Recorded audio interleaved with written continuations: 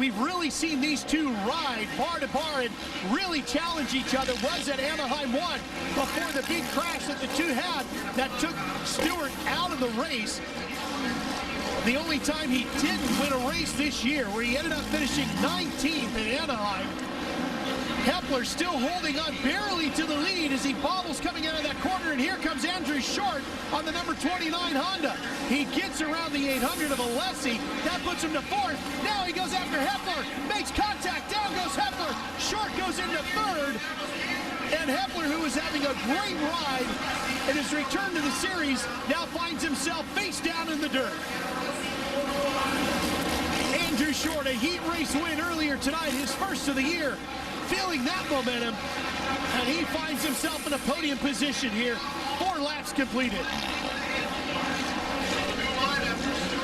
Stewart 2.5 seconds out in front of Reed. Alessi, there you see him on the 800. He's in 5th. Kevin Windham on the number 14 Honda rides along in 5th position. Behind him, Ryan Villopoto. Aaron talked about him not making the main event just a week ago. The first time in his entire professional career where he did not transfer to the main. And all of a sudden, Villopoto is 6th here tonight.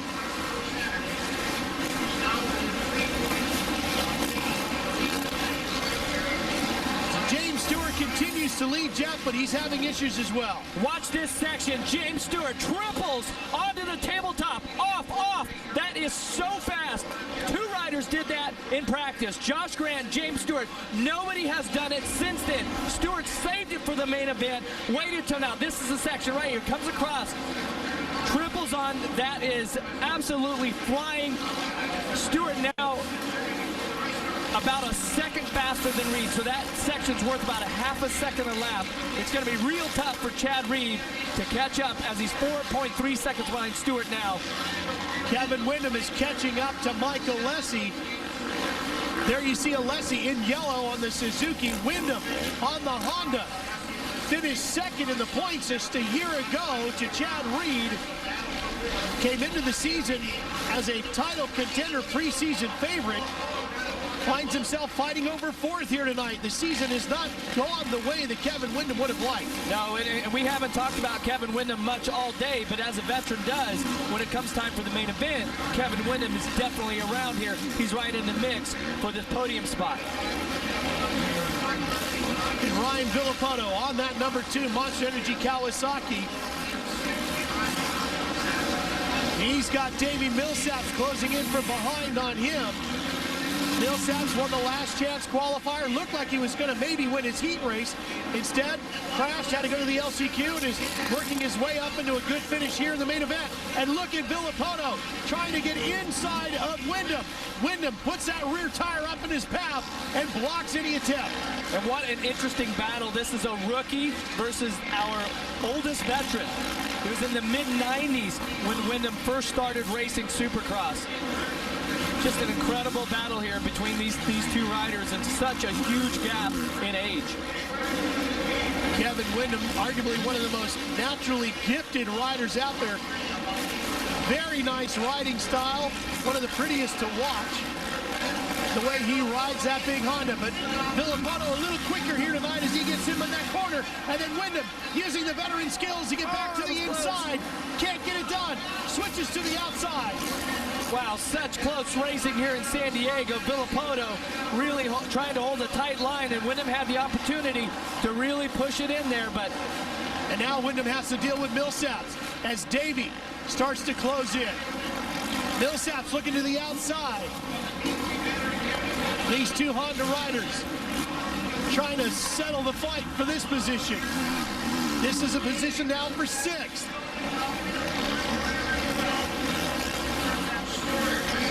Millsaps trying to set himself up to the inside, right alongside of Windham. They come side by side out of that corner. Through the rhythm section, and Millsaps, the rider out of Georgia, now finds himself in 6th. And what has happened with Millsaps here in the last 2 weeks, he really has got a fire lit, and he's doing something with it. Beginning of the season, he was really having a tough time even breaking inside the top 10. Now he's putting on a great ride well inside the top 10 and working his way forward. Here's James Stewart. A pretty flawless ride tonight here in San Diego as he's going for his 6th straight win. It'll be the 7th straight victory for Yamaha this season. Well, and the interesting thing about that is if they finish up like they are now, it'll put him in a dead tie with Chad Reed, but James would be the virtual points leader by the fact that he's won more main events. Well, he's won a main event and Chad hasn't. What does this do to Chad Reed and James Stewart mentally as far as this championship is concerned, Jeff, as we reach the halfway point? If it ends up finishing this way, headed to Atlanta next week. Well, James Stewart definitely has the confidence. Look, he's tripling onto that tabletop, scooting off the next one. That's just incredible technique there. But for Chad Reed, that's really going to be that's going to kill his confidence, because here he had the opportunity. James Stewart working his way through traffic. We're going to take a quick break. We'll be right back to San Diego. Welcome back to Monster Energy AMA Supercross from Qualcomm Stadium in San Diego, California. Ralph Shaheen, Jeff Emig, and Aaron Bates with you. Battle on the racetrack that we're watching right now is for 5th position. And that's Millsap's 18 on the red bike, the Honda. He just took 5th position from Michael Lessie, who had that great hole shot and is now held on for 6th. Millsap's working his way up. Just a great ride here tonight. He's been on fire. Remember, he had that really nasty crash in the heat race through this section that he just went through while he was leading. Had to come back through that LCQ. So to be inside the top 5 on such a rough night, Millsap's doing a great job.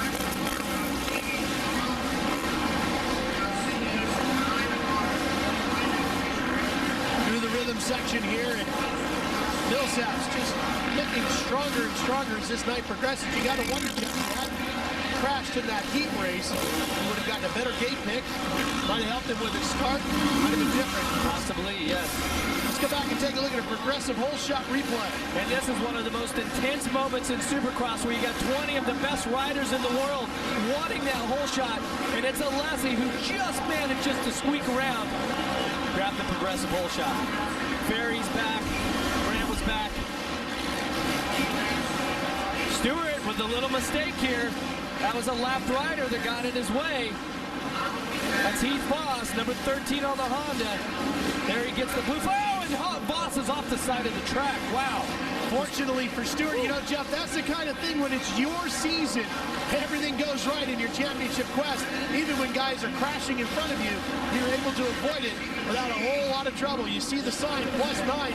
It is a healthy +9, almost +10. The gap between Stewart and Reed, 9.8 seconds right now between the two champions. Well, and this could change as it gets a little bit tougher for Stewart to get through the lapped riders, but all these riders have a tremendous amount of respect for them. As we take a look at number 26, Michael Byrne and Brock Kepler, 60 there on the Yamaha. Both riders, their first races back from injury, and both riders inside the top 10. Byrne's 9th, or Byrne's 8th, Kepler's 9th.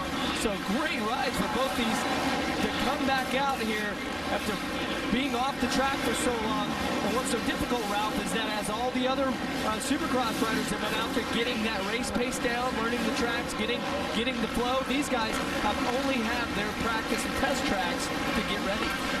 Well, the big part of that too, Jeff, is the fact that they worked through the adrenaline. We saw Michael Byrne in his heat race ran exceptionally well. You can see a lot of that was that adrenaline early on. Now the whole night, the whole progression of the day starts to settle into your body. Well, and it's interesting, with 6 laps to go, just after the heat race, I got a text from Michael Byrne. He says, I think I got about 15 laps in me. So we'll see where he's at right now, if he can hold on to these last 5. Well, he's going to lose a position to Hepler here. Brock gets to the inside, and the number 60, Byrne tries to get back inside on him and can't hold him off. So move Hepler up to 8th, and Byrne slips back to 9th. Well, and in this position, both these riders, they've had a great ride here tonight. They want to make sure that even if their stamina for the end of this race is not quite what they want it to be, they need to finish the full 20 laps.